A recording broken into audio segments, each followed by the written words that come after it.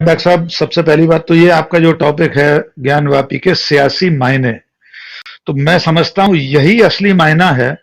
इसमें जो सियासी शब्द छुपा है, ये धर्म के चोले में असल में सियासी संधान करने का एक प्रयास है।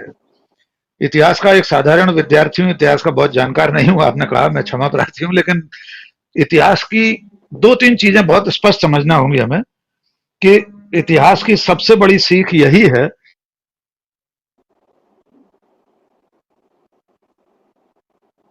आवाज चली गई। हेलो जी, जी आ रही आ रही है जी। तो मैं दोहरा देता हूं कि इतिहास की एक सर्वमान्य उक्ति है जो मैं अक्सर हमेशा हर जगह दोहराता हूं कि इतिहास का सबसे बड़ा सबक, इतिहास की सबसे बड़ी सीख यही है कि इतिहास से कोई कुछ नहीं सीखता। नंबर दो, इतिहास सबक सीखने के लिए होता है, बदला लेने के लिए नहीं होता। लेकिन हम 21वीं सदी के इस दौर में इतिहास की राख में बांस करते हुए, उसमें उंगली डालते हुए जो धूल उछाल रहे हैं, वो न केवल हमारे चेहरे पर आ रही बल्कि आने वाली पीढ़ियों को भी धूल धूसरित करेगी। निश्चित तौर पर मुगल काल में या उससे पहले सल्तनत काल में, सर मौजूद हैं, इतिहास के ज्ञाता हैं आलोक वाजपेयी जी, वे ज्यादा बेहतर बताएंगे, लेकिन हम सब जानते हैं कि इतिहास असल में विजेताओं का इतिहास है और यह धर्म से परे था। मुगलों का संघर्ष राजपूतों से रहा हो या राजपूत राजा आपस में लड़ते रहे हों, वे राजाओं के संघर्ष थे, उसमें धर्म का कहीं कोई ऐसा समावेश नहीं था। विजेताओं ने धर्म स्थल तोड़े हैं, इस पर भी कोई शक नहीं है। मुझे इसमें कोई संदेह नहीं है कि औरंगजेब के समय भी तमाम सारे धार्मिक स्थल तोड़े गए थे। लेकिन अगर हम ऐसे ही इतिहास में उत्खनन करते रहेंगे तो धरती की एक परत इसके और नीचे जाएगी, जिसमें हम पाएंगे कि जो सनातन धर्म के और बाद में जो पूजा स्थल विकसित हुए, उन्होंने बौद्ध धर्म स्थलों को तोड़ा था, उन पर हमारे उपासना गृह बने हुए हैं। उससे और नीचे जाएंगे तो हो सकता है हम शक, हूण, कुषाणों तक पहुंच जाएं। और नीचे जाएंगे तो हमें यह मालूम होगा कि वैदिक काल में तो मूर्ति पूजा पूजा थी ही नहीं, मंदिर थे ही नहीं, गुप्त काल में ये सब बने हैं। तो असल में हम इसको करते करते पहुंचेंगे कहां? अगर हम ऐसा ही करेंगे तो इतिहास में एक किसी दिन एक पीढ़ी, एक वर्ग ये पूछने के लिए खड़ा हो जाएगा, जो दलित हम जिन्हें कहते हैं, पहचानते हैं हमारे सभ्य समाज में जिन्हें दलित कहा जाता है, वे किसी दिन आपसे पूछेंगे कि हमारे कानों में शीशा क्यों पिघला दिया गया था। हमारे पुरखों के वेद वाक्य अगर उनके कान में चले जाएं, हमें अपनी कमर में झाड़ू लेकर क्यों ग्राम और नगर में प्रवेश करना पड़ता था। तो इतिहास इन प्रश्नों के उत्तर नहीं देगा। अगर हम अतीत की तरफ देखेंगे तो कोशिश करेंगे कि अतीत से सीख कर भविष्य में पदार्पण करें। आपने एक बहुत ही अच्छा वाक्य बोला कि अतीत में पांव गड़ाए रखने से भविष्य की उड़ान नहीं भरी जा सकती।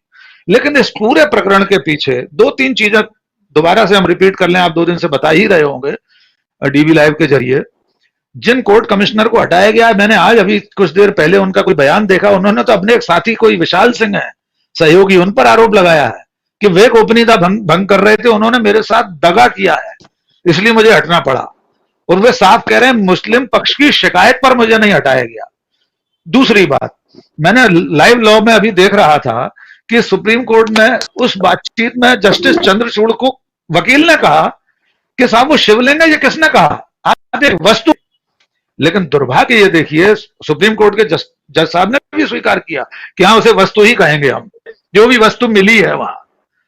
लेकिन आप देखिए ये जो मीडिया है, हमसे अलग वाला मीडिया, आप तो बहुत सकारात्मक विमर्श कर रहे हैं देश के सामने, लेकिन हिंदुस्तान के सारे अखबारों के पहले पेज की 8-8 कॉलम बैनर खबरों की लीड शीर्षक ये थे, सत्यम शिवम सुंदरम, बाबा मिल गए, बाबा मिल गए हेडिंग थी। एक एक पेज के विशेष परिशिष्ट लगा दिए अखबारों ने। टेलीविजन चैनलों पर दावे के साथ ये प्रमाणित कर दिया गया कि बाबा मिल गए। विज्ञान के इस युग में नंदी जी की मूर्ति का उस ओर मुंह करे होना एक प्रमाण मान लिया गया। क्या ये कोई वैज्ञानिक प्रमाण है? मैं कह रहा हूं, हो सकता है शिवलिंग ही हो सकता है मंदिर तोड़कर ही औरंगजेब ने उसी स्थान पर मस्जिद बनाई हो। मुझे अदालत और उसके वैज्ञानिक परीक्षण की प्रतीक्षा रहेगी। जब तक आप उसकी कार्बन डेटिंग के आधार पर उस जो भी ढांचा मिला है, वहां पर जो भी वो निर्मित है, वो वस्तु क्या है, उसकी जब तक कोई प्रॉपर उसकी एजिंग ना हो जाए कि किस युग की बनी हुई है, जैसा कि आपने अभी शुरू में बताया कि नेपाल के राजा ने बनाकर वो नंदी महाराज की स्थापना सामने की थी। लेकिन मैं वापस वहां लौटता हूं जहां आपके विषय का केंद्र बिंदु है कि असल में इसके पीछे सियासी मायने ही हैं, क्योंकि देश को यह भुलवा देना है कि कोरोना की लहर में 47 लाख लोग मारे गए थे। ये विश्व स्वास्थ्य संगठन की रिपोर्ट है।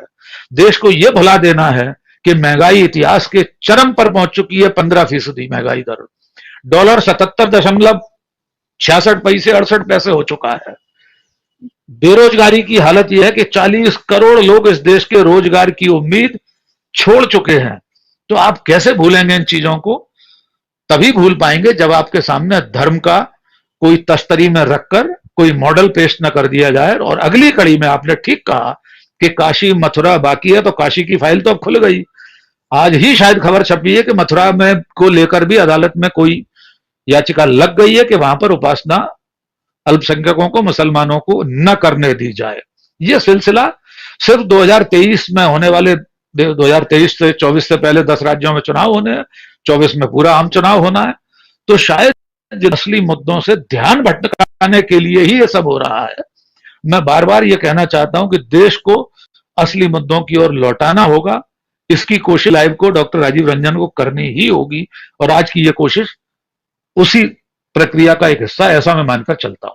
जी राजीव जी। जी।